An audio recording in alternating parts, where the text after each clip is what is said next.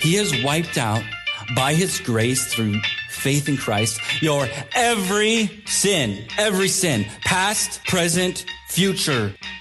Christian hedonist is somebody who says that my greatest joy, my greatest good is God.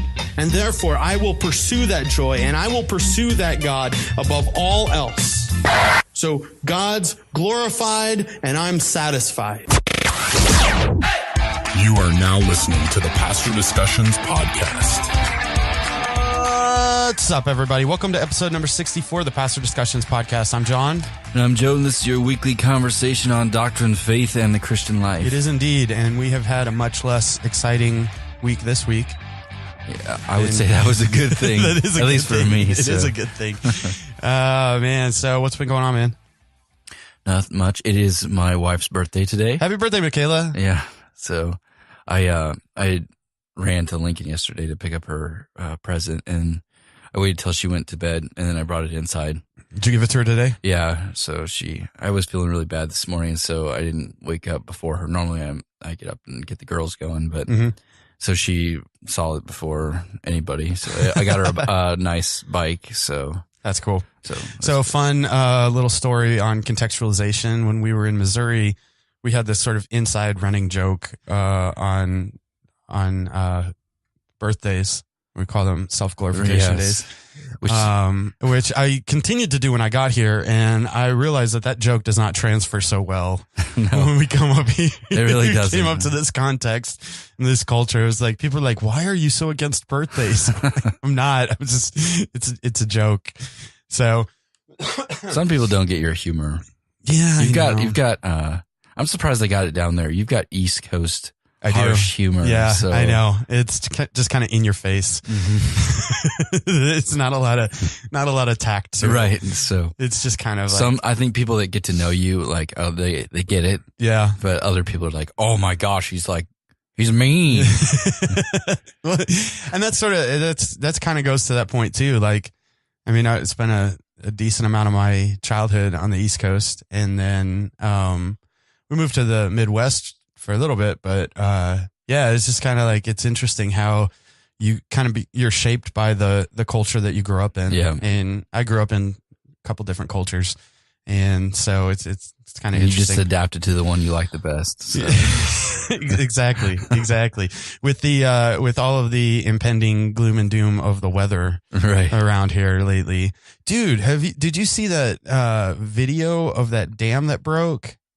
Well, there's been like 5 dams. No, I saw a Donnie's video on Facebook of Danabra. Oh my goodness. Yeah, well, that's not. I mean, Columbus. There's a bunch of places around here and like York is. I almost don't want to say this because then some disaster is going to hit York. York is like immune from. No, okay, but there's a reason for that. So York actually the town sits in kind of a bowl. Yeah. So when. We probably shouldn't be saying this because then something bad. Exactly. But, so tornadoes, when they come, it goes down to the creek there. So yeah, the creek. Yeah, that's a Midwest thing. That is a Midwest thing. I learned in Missouri. I learned what a holler was. Everybody talk about, hey, down in the holler. Like, what are you hollering at? Like, no, it's a place. It's like a draw. We all Why have did you our say draw. We all have our things. I can't think of any that you say, but there are some. Yeah, you pick them up as you. I say wicked a lot. Like, it's wicked cold out. Yeah, and that's what are some other ones that you use certain words a lot that are just funny to me. So, well, thanks for criticizing my vocabulary. I wasn't criticizing. I'm just saying they're just funny. We all have our own words that we use. They're just unnatural to this area. Right. Yeah. Yeah. So they come with, it's just funny to think about all people. Like, it's interesting to think about where you grew up actually impacts you. Even though you're in different cultures for a long time, they'll still pull you back to your roots and the things that it's hard to break away from that. Yeah. I don't know if you ever really can. So, because the same it's like thing, having homeschool roots. You just never can break those things. So it's the same thing with Jack, Boley. Yeah. He's one of the pastors in our district. And, whenever we get together, it's like he and we get one another. He was raised in, I think it was New Hampshire. Yeah. So we get one another. We speak each other's language. Yeah, he's got that direct, forward, comes across as harsh, but it's not type of thing. Yeah. So, yeah. So cool. So today, I was about to say this morning. It is this morning. It is this morning for us. It might not be when you're listening to it. Jinx. Yeah.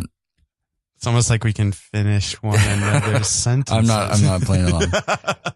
So last week we talked about the things that were happening the past few weeks in my life. So we thought this week we talk about your trip to Mongolia, which happened to be at the same time that all that stuff was happening. So why don't you talk about, for those who don't know, who you were going with and what the goal was and why you were going there, and then we'll maybe talk about some of the specifics why you were there. Yeah. So when I got here, there's a church up in Stromsburg, which is like 15, 20 miles away. Mm-hmm. And their pastor that they had was here about 6 months ahead of me. So the guy that was there right before him, his name is Dwayne.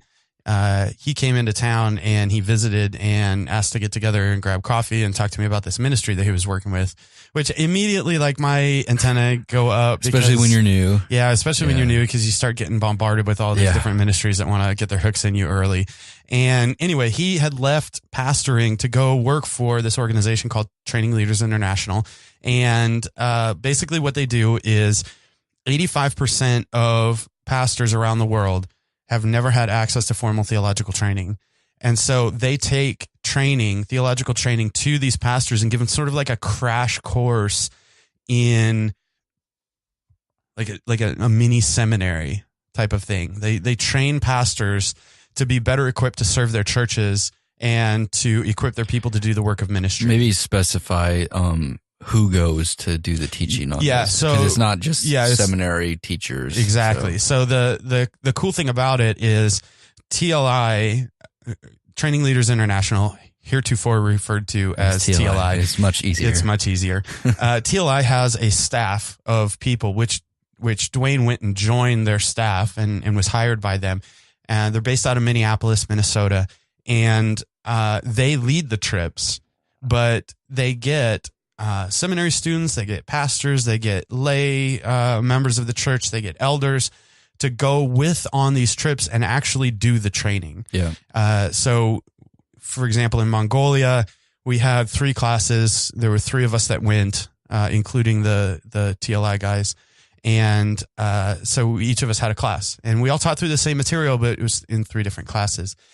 So the goal of TLI is to help combat the theological famine in the world by equipping pastors. And the thought behind it is, if you equip the pastors to be better pastors and to be theologically sound and be able to really, the emphasis is learning how to interpret the Bible and preach the Bible and teach the Bible.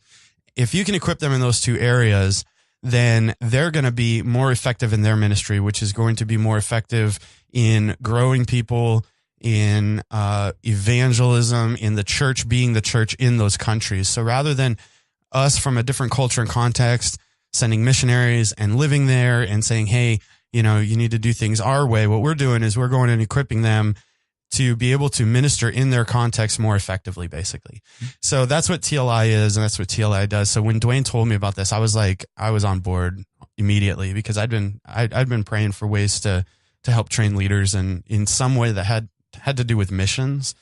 And I've always sort of had this a little bit of a struggle with the way that we view missions, and we'll kind of come back to that in a little bit, but we kind of have this almost like a Western arrogance when it comes to missions. Like we can have a Western arrogance when it comes to missions. We need to be the ones that go and do this. And so I just think it makes a lot more sense to support indigenous missionaries that, you can support them for a fraction of the cost, and they know the culture and they know the context, they know the language, rather than sending somebody over all the time. I mean, sometimes you need to, but it seems to make way more sense, just from a planning or having a plan to go and impact communities, to go and support somebody who's there, who's part of the culture, who knows the people, versus coming in and trying to not that there's not room for that, but coming in. It's not the only way. Right. Share the gospel and be there for 2 weeks and then leave. And you miss the discipleship part of that, that the people will need if you do have converts. Right. So the short term, I have a massive problem with the way that we do short term missions in America. The long term missionaries, like the people that go and live there, I think that there's a place for that. But even with that, I think a lot of times we look at it wrong. We look at it like I need to be the one to go rather than are there people that are already there that we can help equip? Yeah. Because there's a language barrier. There's a culture barrier. There's all these things that, I mean, it takes a long time to adapt into a culture and to be able to assimilate and understand it and comprehend it. So I met a guy when I was there. He came to Mongolia 15 years ago and he's a veterinarian. And what he does is he goes to, the nomadic people that have large swaths of animals and move around the country. And he helps them with animal husbandry and learn how to care for their animals better and stuff like that. That's great. Like that's fantastic.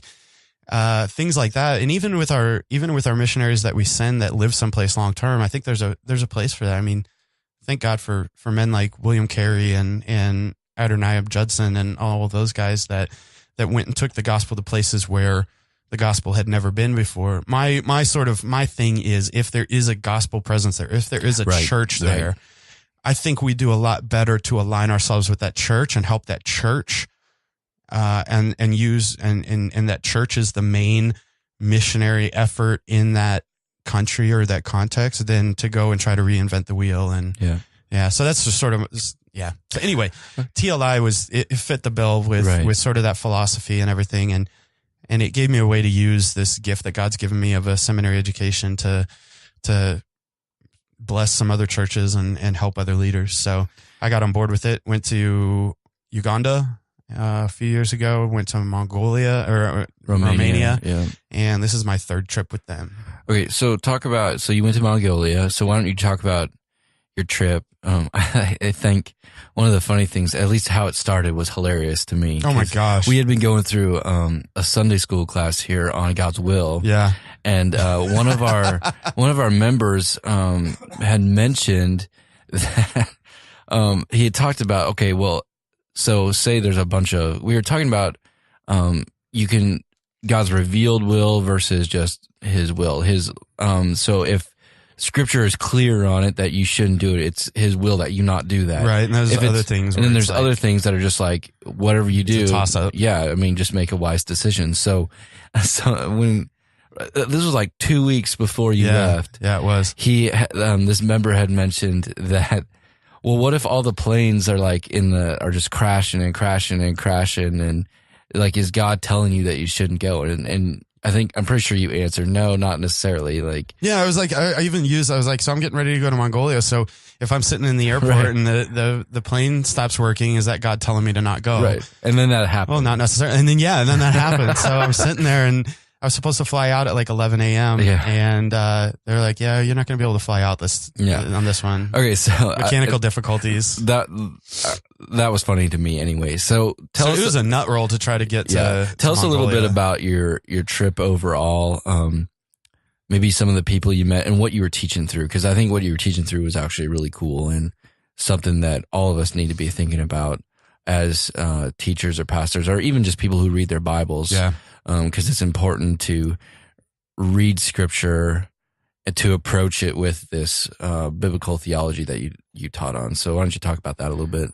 Yeah. So what we were teaching this time is they've redone the curriculum, and it's 9 visits to a site. So so they go 9 times to Mongolia. Every time they set up a site, they go 9 times, and there's a progression of classes. So the first time, so is it the 9 marks? No, it's not the 9 marks. It's not the 9 marks. It's the first one was just God, His Word, and who He is, and just sort of laying a foundation of the sufficiency of Scripture and the sovereignty of God, who He is, His character, His attributes, all of that. This one is the second class, and it was the story of the Bible. So we started in Genesis, we ended in Revelation, and just looked at how the whole Bible is one story that fits together. Did you tell them to watch out for the beast? No, I did not tell them to watch out for the beast. We didn't really. I tried to stay away from controversial topics, but good call. Basically we just walked through the whole Bible and saw how all of the different parts of the Bible fit in a big picture. So, you've got the garden, and you've got the way God created humanity to be, and then the fall. And then you've got God working to reverse that and to bring people into a fellowship and relationship with him. And the Old Testament is an integral part of that broader story. And like, we're going through a survey of the Old Testament right now on Wednesday nights. And I just think a lot of times we misunderstand the Old Testament. We don't quite get it. It's scary and weird. So this was just really helpful in helping them see how the Old Testament fits into that narrative of redemptive history and what God is doing and how he's bringing about his purposes. And then, excuse me, ultimately it culminates with Revelation and all of that happening, and all of the bad of the garden, all of the damage of the garden being undone, and everything remade in a new, better Eden. You can tell you read Lord of the Rings with your language choices. Tolkien and his interpretation of redemptive history is a whole nother podcast topic. But yeah, so it's we taught that, and it was really good because there were a lot of opportunities to answer questions. And one of the things that I discovered while I was there is the questions that people have are universal. They're not necessarily, I'm talking about the big questions. Mm-hmm. They're universal. They're not cultural. There was a lady there that was really struggling with God's character, and some of the cultural things play into that, but like, God is presented as a king, and if he's a powerful king, why doesn't he do something for his people? Sure. Why are they suffering? Why are they sent into exile? All of this. Why does suffering exist if God's so powerful? It makes him look weak. So we had a really cool opportunity to talk through some of that, and so yeah, there were a lot of questions like that, that I think are questions that we all have wrestled with from time to time. I thought it was interesting. We had a few discussions over text about how the Western church culture has, like it's spread, and it affects places in probably some positive ways, but also some negative ways too. So talk about that a little bit. Yeah. So I worshiped at two churches. I preached at two churches while I was there. And so these two churches that you went to, you preached at both of them. Okay. Yep. Through an interpreter, which that's fun. But so let me tell you about the guy that brought us there as a little bit of context. Sheikha is I just call him a serial church planter. Christianity is new in Mongolia. When the Iron Curtain fell in the early 90s, it became an open country to missionaries, and American missionaries and South Korean missionaries came over there, started sharing the gospel. So he came to Christ in 1991.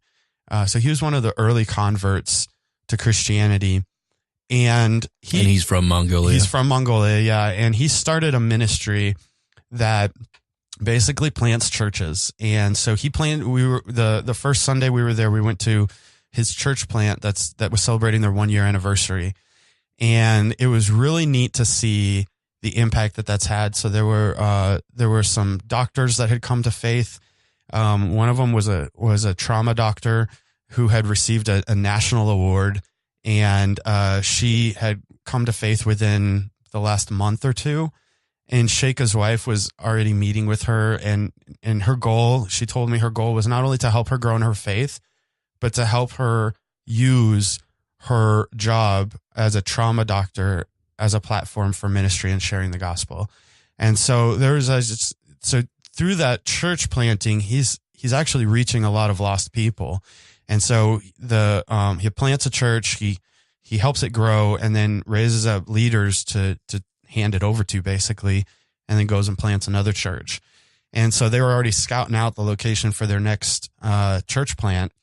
And so we've worshiped with them, and then the next Sunday I worshiped with another church, and then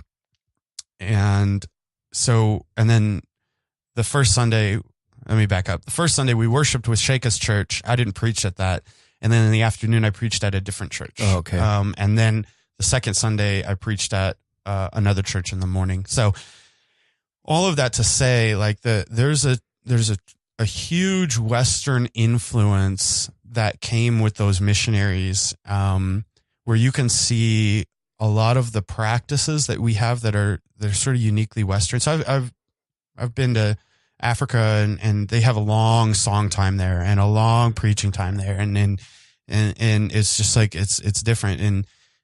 And I've been to Romania, and it was a little bit different there. There's like culturally Romanian.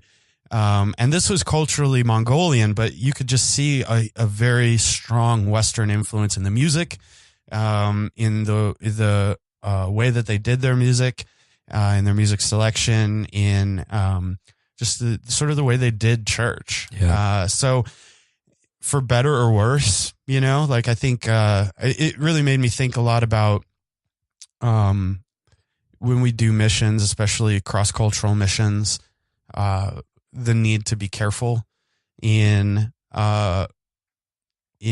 not exporting our practices as if somehow they are the prescribed way of doing things. And I don't think that you can necessarily avoid that, but it should give us pause and help us to think through, do we have good practices? Yeah. Are we going That too, yeah. Are we going to influence these people with our practices? Yes, that's going to happen, but our practice is bad, Mm-hmm. and they're not going to know any different, because I mean you're going to try to set them up to be a successful church. Well, they watch you, and people tend to copy. Yeah.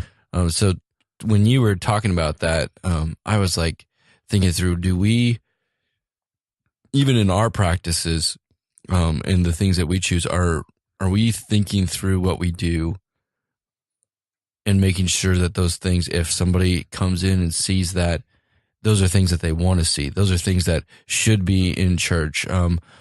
Maybe not the way things are put together, but like your song selection, your song length, your sermon length, your expositional preaching versus topical preaching. Like those type of things are like, is the word read? Yeah. Is prayer emphasized? Yeah. Those type of things, we need to be thinking through those as American churches. So when people do come in, that they see maybe not the practice, but they see the elements that should be in every church. Yeah.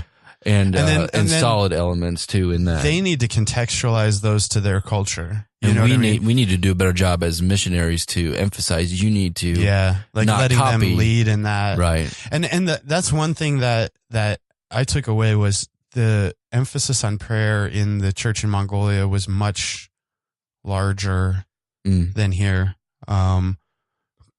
Prayers were a major part of how like in American church, prayer can kind of just be like a transitionary or an add-in. Yeah. It's sort of like a not really a prominent part of the worship service. Yeah. It was there. That was noticeable. So that was like, that was really helpful for me in thinking through that. But it just, I mean, it was a wonderful experience. It was great. The godly people, they love Jesus. They love the Lord.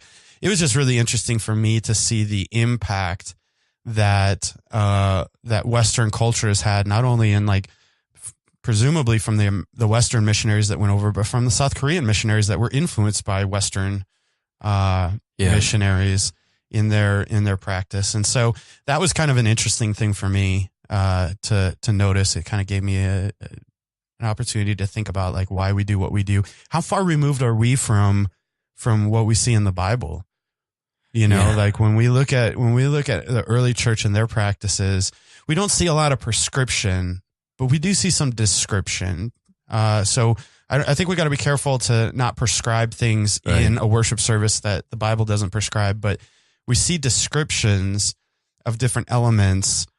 Are we doing those in the same type of way, or have we been impacted by that same type of distance, time, culture gap, where I think even like of the Lord's Supper, you see how the Lord's Supper is very different in the early church than in American church. And the way that they did it was just like the American church. So by not maybe mirroring the practices that we see in the Bible a little bit closer, has that hurt, by extension, other churches that or maybe not hurt, but brought you see what I'm saying? I think hurt's a good word. I mean, I would think it, in some respects, it's even hurt our churches too. Yeah. I mean, especially communion's an easy one to pick on because the whole point was fellowship. Yeah. Like, is fellowship really accomplished in the way that we do the Lord's Supper? Yeah. Here in America. I mean, you're sitting in an auditorium for most of us, and it takes 10 to 15 minutes. Mm-hmm. Yes, you're doing it together, but like the whole idea of it was a big like feast. Yeah. And it was a meal. They were enjoying fellowship, and then also remembering and looking forward to the things of Christ in the past and what was to come. So I think in many ways it has hurt us, and that's a good one to think about. It just kind of highlights it. Yeah, that has a big influence on other churches that are getting started, especially. That said, Sheikah's family is incredibly musically talented. His son plays the drums, and I was like, "You want to come back to the U.S. and come to our church?" And he's really good. So it was really neat to see him and his family, because it is a church plant. His family is all very involved. Yeah, and seeing his kids involved in the worship, playing in the worship team. And seeing the way his wife cares for the women, and it was a neat experience. Yeah. They're a neat family. And then the church that I preached at was mostly older women, and so there was probably about 35, 40 people in that church. Probably 50% of them were older women. And they didn't have a vocational pastor. Their vocational pastor had moved, and so there were two lay pastors, lay elders, that were taking turns preaching, and they were caring for the body, and that was really encouraging to me to see that plurality of elders working the way it should, where those guys are taking responsibility for their flock and caring for their flock, and you could tell they loved the people. Yeah. The way that they talked to them and cared for them. Got to hear some mission report from a young lady that went on a mission trip, and I'll sort of come back to that in a minute. But then the second church I preached at, it was more of it was a little bit more charismatic, Pentecostal in their style of worship. Here's what I mean by that: like music playing and talking over the music. Like the music didn't stop until the preaching started, and like praying over the music, talking over the music, type of thing.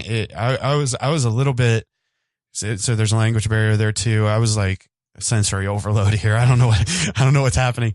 But it was a really great experience. Got to meet some people there, and the pastor there is a awesome dude. He's loves the people. Loves the Lord. So that was it was really neat I always enjoy going and worshiping at different churches in different countries and just sort of seeing what it's like and being encouraged by the fact that like we're worshiping the same Lord. We're worshiping, the same Savior. We're saved by the same grace, and, God's building his church all over the world. Yeah. So then the teaching part was we went out to a military compound outside of the city and taught there. And my class had about 15 to 18 students in it. And we just spent the week. We taught for like 7 hours a day. Wow. And just went through the whole Bible. And it was a great experience. If we were teaching in our own language, you could have done that in about half the time. Here's a really cool thing. This was one of the neatest things while I was teaching. We got to the part about Abraham, where God makes a covenant with Abraham. And in Mongolian, they don't have a word for covenant. They've got a word for contract. So in their Bibles, it's translated contract. That's the only word that they have. And I was explaining how contract is different than covenant. It was already in the curriculum. I didn't even know that they only had one word. And as I was explaining this, like this conversation broke out in Mongolian, and I was not privy to it. My translator stopped translating and started jumping in the conversation. And I was like, oh, what's happening here? Do I let this one ride out, or like, what are they talking about? I had no idea. So this went on for probably 5 to 10 minutes. Oh, wow. Of them just talking. And you know how it is. Like, we're used to our own language and our own mannerisms. And when you're in a different country, you can't quite always tell whether they're arguing with one another or whether they're, congratulating one. You don't know. So I just sat there and I was, a few times I was tempted to sort of break in and break it up. And I'm just going to let this ride and see what happens. And finally they all quieted down, and my translator turned to me. He goes, okay, we can proceed now. We have a word for covenant. And I said, what? He goes, yeah, we don't have a word for covenant in our language. So we had to talk about it and make up a word and agree upon a word for covenant. Oh, and so we made up a new word in Mongolian to reflect the meaning of the word covenant. And so when he would interpret, when you would say covenant, he would use that word that they just came up and with. That's really cool. And so as I was explaining the difference between covenant and contract, he was like, wait, what? And I said, yeah, there's a difference between covenant and contract. This is sort of the difference. And I thought he was just going to explain it to them and we were going to move on. And he sort of stopped, and then he started talking to them, and they started all talking all around and everything. And 5-10 minutes or whatever it was later, he goes, okay, we can continue. We have a new word for covenant. That's cool. So we made up a new word in Mongolian for covenant. And then one of the guys addressed the class, and my interpreter was interpreting for me. And he said, he's just really admonishing everybody that we need to understand the difference. If covenant is different than contract, and if covenant is one of the main ways that God deals with his people, we need to understand this, and we need to be able to teach this to our people. And then they turned to me and said, can you help us with this? Like, we're having trouble with this. So I wrote down all of the major covenants in the Bible, and we sort of spent a little bit of time working through those and talking through the covenant being a relational agreement. It's both parties agreeing. Yeah. And which was really interesting with Abraham, because God makes a covenant with Abraham, and then he seals the covenant by walking through the torn up animal parts by himself. And when we got to that part, I explained, I was like, Abraham, where's Abraham? They're like, he's asleep. I was like, okay, in their culture, both parties would walk through, and both parties were basically saying, if I break my word, let this happen to me. Yeah. Abraham doesn't walk through. And they're like, oh, so God's the only one that's so he's saying if he doesn't do what he said, let that happen to him. But Abraham is not part of that. Yeah. I'm like, yeah, there you go. Yeah. It was really awesome. So I was like, what you're going to see is God's going to keep his promise to Abraham, not because of Abraham or because of his offspring's faithfulness, but because he made a promise, and he's going to keep his promise. Yeah. So it was really cool. A lot of cool opportunities to highlight some things like that. So as we finish this up, I was going to ask you, so we kind of heard one, talk about maybe a major takeaway for you personally, and maybe talk about how, like, one of the reasons I think should do missions is because it can help us in our local context when we come home, right? So maybe talk a little bit about a major takeaway and how that ties into helping you grow as a local pastor. Yeah. And then maybe just an admonishment for people who are listening, who are on the fence about missions, or maybe just talk about how this could help people in their whatever their ministry is, whether they're just a church member or they're a lay pastor or they're a staff pastor, how doing missions like this and going and teaching in other countries is actually beneficial and helps you grow, not just as a pastor or as a church member, but in your relationship with God. So maybe let's close with those two things. Yeah. So here's one of the big takeaways for me. The American church needs to get out of the way. Mm-hmm. The Mongolian church is killing it with missions. Like, I don't want to go into like a lot of specifics or anything, but if you look geographically at where they're located and what countries are around them, I'll just say that they're very active in missions outside of their borders. So I was amazed at the way God is using the Mongolian church to reach people in neighboring countries. And they're reaching people in neighboring countries in a way that no American can, no Westerner, no white person can.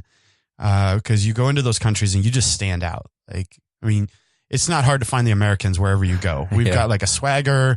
We've got like especially if you're like me and you've got a beard in a culture that doesn't have beards, you're taller than everybody there. I mean, it was the first time I've been taller than most people. It was pretty cool. But God's using that church in amazing ways. Tibetan monks, like places where Christianity is under persecution or illegal. God's using the Mongolian church to reach them with the gospel. So one of my, it was really eye opening to me that like, sometimes the best thing we can do is get out of the way. And God uses his church no matter where they're located.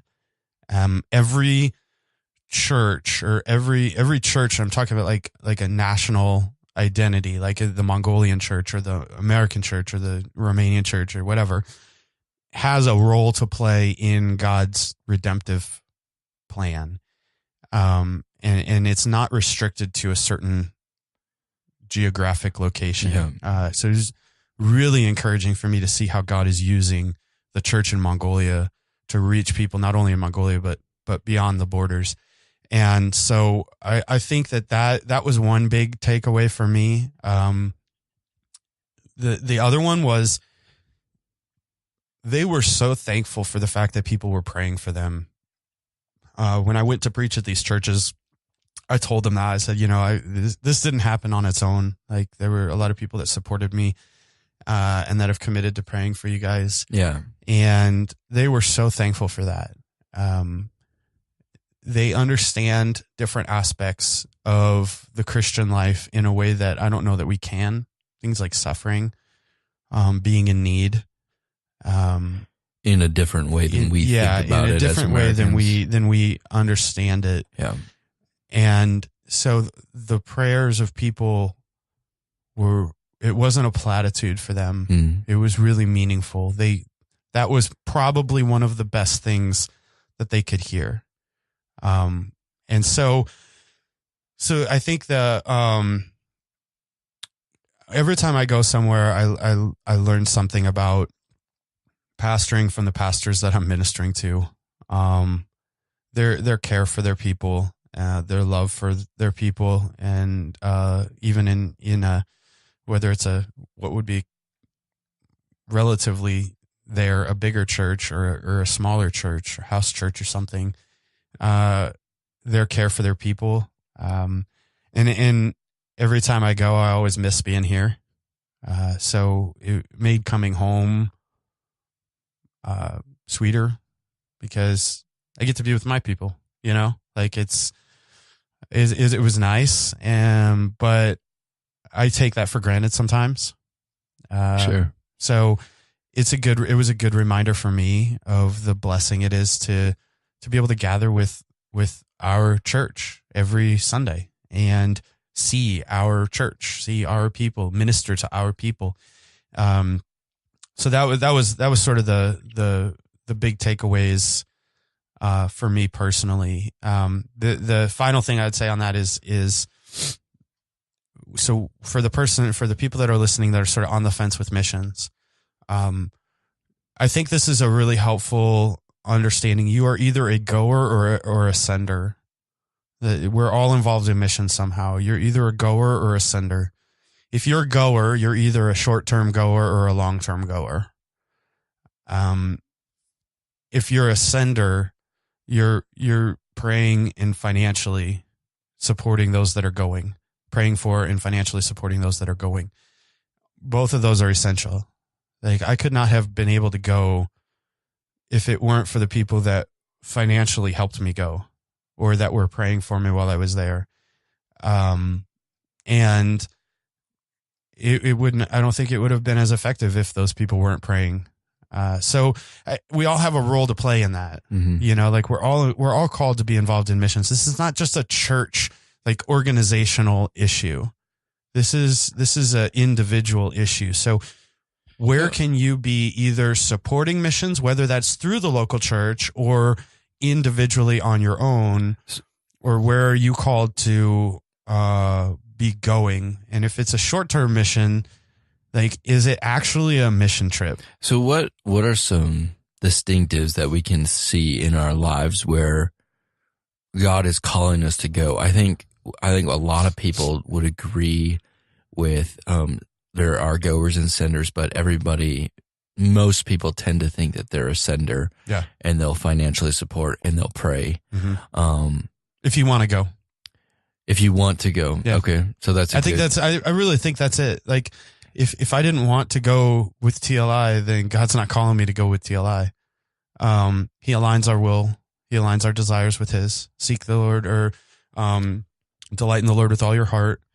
No, that's not it. What is it? It's delight yourself in the Lord, and he will give you the desires of your heart. Yeah. He aligns our desires with his. I've never met a missionary that didn't want to go. So there's a couple that I know, their daughter went to cross conference, and she walked away from that like, I want to go. Now, could that be a flash in the pan? Like, I went to a conference, it got me jazzed up, now I want to go. Yeah, possibly. That's where I think the local church comes in.